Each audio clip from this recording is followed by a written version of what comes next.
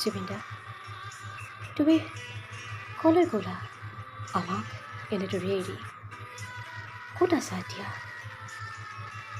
ভবাই নাছিলোঁ তুমি আমাক এনেদৰে অকলশৰীয়া কৰি নিঃসংগ কৰি গুচি যাবাগৈ দিগন্তৰ সৌ সিটো পাৰত।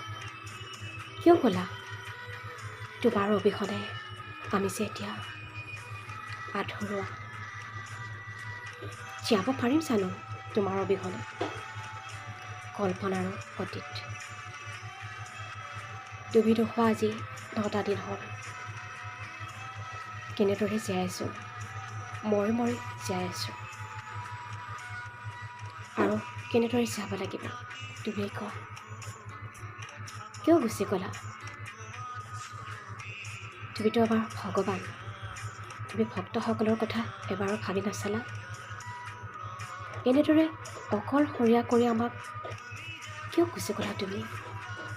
তোমাৰ অবিহনে আমি যে এতিয়া ভ্ৰান্ত পথৰ পথিক, দিশহাৰা, ক্লান্ত,